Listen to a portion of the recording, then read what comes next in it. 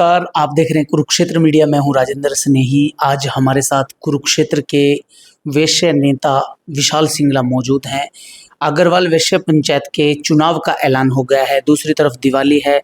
विशाल जी से आज हम चर्चा करेंगे कि चुनाव में इस बार उनका क्या प्लान है और किस तरह उनकी तैयारी चल रही है। सर, आपका स्वागत है। सबसे पहले तो मैं आज आपके माध्यम से कुरुक्षेत्र मीडिया के सभी दर्शकों को और कुरुक्षेत्र वासियों को, अग्रवाल बंधुओं को, हरियाणा वासियों को, पूरे सबको दीपावली की, छोटी दीपावली है आज, शुभकामनाएं प्रेषित करता हूं। कल का दिन तेरस का बहुत शुभ दिन था, सबने मंगलमय रखा होगा। और कल बड़ी दीपावली है। मैं आप सबको बहुत बहुत शुभकामनाएं देना चाहता हूं। माँ लक्ष्मी का आप सब पर आशीर्वाद बना रहे। मेरे अगर बंधुओं पर, जितने हमारे प्रदेशवासी हैं, सबके घर में सुख शांति समृद्धि आए, सब तरक्की करें। मैं माँ लक्ष्मी से मनोकामना करता हूँ, आप खूब तरक्की करें। सर, वैश्य अग्रवाल पंचायत का चुनाव आ गया है, डेट घोषित हो गई है, पैनल बन गए हैं, क्या तैयारी है? देखिए राजेंद्र स्नेही, आप मेरे पुराने दोस्त हो, तो आपको मेरी हर एक्टिविटी का पता रहता है।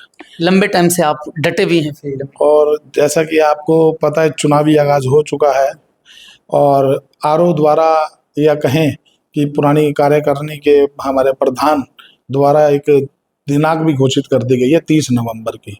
16 नवंबर को नामांकन होगा और वहीं 30 नवंबर को चुनाव होगा। चुनाव के तुरंत बाद मतगणना और उसके बाद परिणाम होना है। तो अगर आज हम बात करें, चुनाव की सरगर्मियां तेज हैं। मैं तो 3 साल से ही इस चुनावी मैदान में हूँ। पिछला चुनाव मैंने लड़ा था, मुझे बहुत अच्छा लोगों ने, मेरे बुजुर्गों ने, मेरे अगर बंधुओं ने मुझे बड़ा मान सम्मान दिया था। अब भी मैं मानता हूँ कि मैं जब फील्ड में जा रहा हूँ तो मुझे बुजुर्गों का आशीर्वाद पूरा मिल रहा है। नौजवान साथी भी मेरे साथ सहयोग में, पूरे सहयोग में डटे हुए हैं।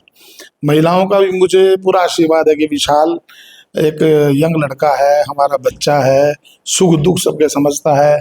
तो मुझे पूर्णतः रूप से विश्वास है कि इस चुनाव को मैं पूरी कार्यकारिणी के साथ मिलकर अब की बार हम चुनाव जीतेंगे। विशाल जी, आप लंबे टाइम से फील्ड में हैं, समाज में एक्टिव हैं, लोगों के सुख दुख में जाते आते रहते हैं।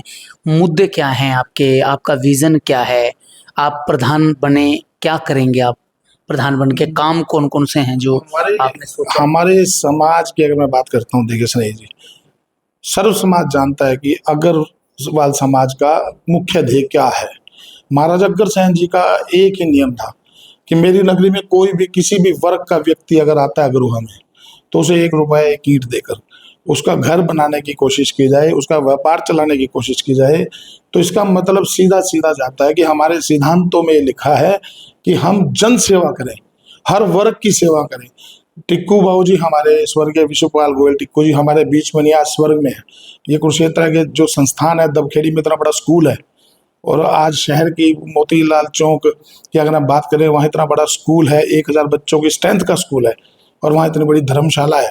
रेलवे रोड पर भी एक सुशोभित हमारी जो कर रही है संस्था को, इतनी बढ़िया रेलवे रोड की जो धर्मशाला है वो भी आप देख सकते हैं। तो मैं ये कहना चाहूँगा, ये संस्थान टिक्कू बाबू ने किस लिए बनाए थे? लोगों की सेवा के लिए। कोई किसी की क्रिया के लिए अगर हॉल चाहिए तो भैया, अगर कोई जरूरतमंद है उसे कम करके दिया जाए। अगर किसी को कमरे की आवश्यकता है, कोई रेलवे स्टेशन पे उतरता है रात को, उसको इमरजेंसी पड़ती है, ये सराहें हैं, उनके रुकने की व्यवस्था की जाए, उनके चाय का, भोजन की व्यवस्था की जाए, इसका व्यापारिक रूप ना किया जाए। ये समाज, हमारा अग्रवाल समाज हमेशा सेवा के माध्यम से लोगों के बीच में डटा रहता है, जो कई वर्षों से इस चीज को भूले जा रहा है। नई जनरेशन को मेरा ये एक मैसेज है, निवेदन है कि इस चुनाव में तो जैसे आप भाग ले ही रहे हो बढ़ चढ़ कर, लेकिन इस चुनाव के बाद इस संस्थान को आगे बढ़ाने के लिए, जन सेवा को आगे बढ़ाने के लिए आप आगे आएं और हमेशा जन सेवा के माध्यम से आप अपना नाम बनाएं। विजन क्या है? बदलाव क्या करेंगे? आपने क्या सोचा है? आप समाज को क्या देंगे? देखिए, मैंने अभी आपको बताया कि अग्रवाल समाज का सेवा भाव से रहता है कि जैसे मेडिकल को लेकर बात करें, टिक्कू बाबू जी ने शिक्षा के क्षेत्र में आगे बढ़ने का बड़ा प्रयास किया, लेकिन अभी पीछे मैं बार बार कह रहा हूँ कि मैं 10 सालों से देख रहा हूँ कि हमारा शिक्षा में जो अग्रसेन स्कूल है, बहुत बड़ा स्कूल है, 1000 बच्चों के स्ट्रेंथ का स्कूल है, और चाहे दबखेड़ी के स्कूल की बात करें, मुझे इनके रिजल्ट में एक तो तब्दीली करनी है कि इसका नाम अखबार में छपे, जिले में अगर कोई बच्चा फर्स्ट आए तो अग्रसेन स्कूल मोतीलाल चौक के श्री वैश्य अग्रवाल पंचायत की संस्था के बच्चे आज अव्वल नंबर पढ़ रहे हैं। उसका स्टाफ, उसके टीचर, उसके प्रिंसिपल सारे के सारे इतने एजुकेटेड होने चाहिए कि पता लगना चाहिए कि स्कूल का नाम है। दूसरा मेरी अपनी इच्छा है कि मेडिकल में हम यहाँ जाए, कैथ लैब बनाएं। कैथ लैब का क्या है, आज की डेट में देखिए, अगर हेल्थ की बात करें, 1 मिनट में आज समस्या खड़ी हो जाती है। जैसे पैसा खर्चना बड़ा मुश्किल है, महंगा होता जा रहा है, इलाज बहुत महंगा है, जो हर व्यक्ति के लिए सस्ता होना चाहिए। चाहे वो अगर हम आज IMR की MRI की बात करें, सॉरी एक्सरे की बात करें, ब्लड टेस्ट की बात करें, और अगर हमको बड़ा किसी को स्टंटिंग होनी है, कोई हार्ट की प्रॉब्लम है, तो सारे एक छत के नीचे एक बड़ी कैथ लैब, चाहे उसमें 30, 35, 40, 50 करोड़ क्यों ना लगे, हमारा समाज सक्षम है। अगर उसको पता है कि समाज में पैसा सही जगह लग रहा है, तो एक बड़ी कैथ लैब बननी जानी चाहिए कुछ क्षेत्र में, जिससे लोगों को कम पैसे में, कम खर्चे में अच्छा इलाज मिल सके। आप लंबे समय से सामाजिक और राजनीतिक रूप से काफ़ी एक्टिव हैं। आपको क्या लगता है कि वैश्य समुदाय जो है वो राजनीति में और पिछड़ रहा है? बिल्कुल पिछड़ा है। देखिए, अग्रवाल समाज के माशा बनारसी दास सिंगला जी 1900, जो मेरी जानकारी की बात है, शायद दुरुस्त ना हो, 1957 से लेके लगातार 15 वर्षों तक वो ज्वाइंट पंजाब के मिनिस्टर रहे। उसके बाद ओम प्रकाश गर्ग हमारे राजनीति में सक्रिय रहे, उनके बेटे पवन गर्ग राजनीति में सक्रिय रहे, रमेश गुप्ता जी राजनीति में सक्रिय रहे, नवीन जिंदल जी के फादर हमारे पूजनीय, मैं तो उन्हें अगर रतन बोलता हूँ, अगर रतन है हमारे नवीन जिंदल जी, उनके पूजने पिताजी अगर रतन है हमारे ओम प्रकाश जिंदल जी, जिन्होंने यहाँ से MP के चुनाव कहीं लड़े, कहीं जीते।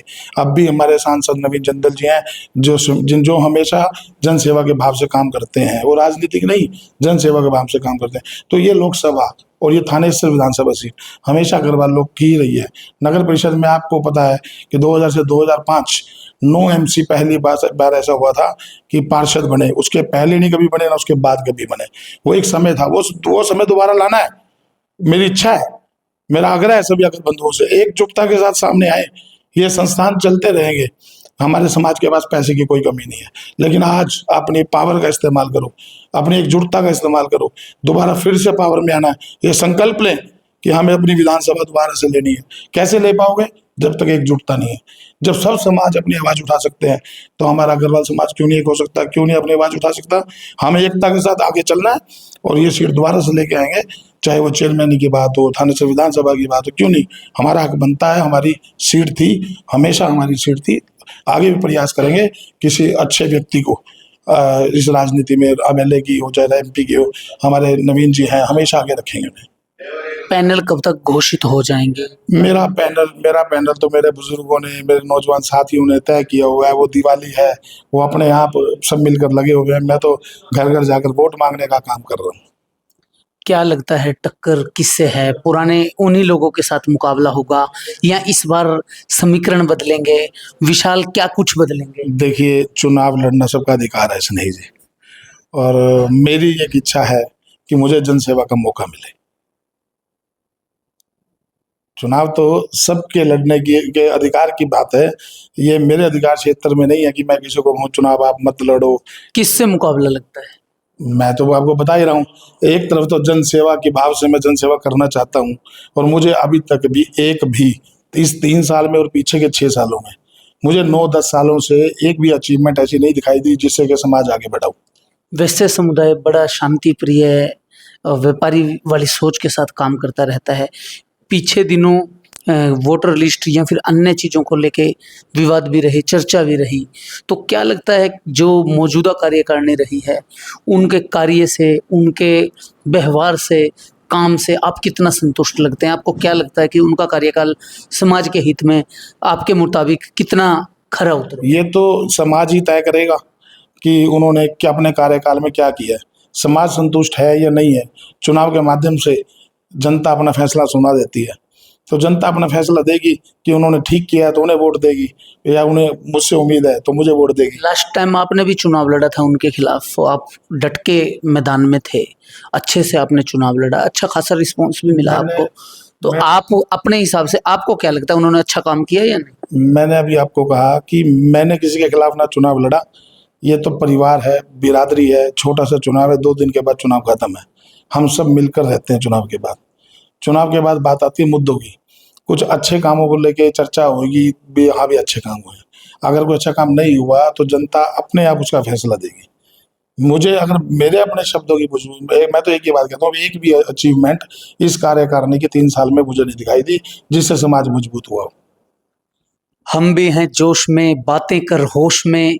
विशाल सिंगला का दावा भी क्लियर है, दावेदारी भी क्लियर है और विशाल सिंगला जीत के लिए मजबूत कदम बढ़ा रहे हैं। और विशाल सिंगला का कहना है कि वे समाज के राजनीतिक सामाजिक पिछड़ेपन को दूर कर जन सेवा की भावना से राजनीति करने के लिए आए हैं। खबरों में बने रहने के लिए देखते रहिए कुरुक्षेत्र मीडिया। नमस्कार।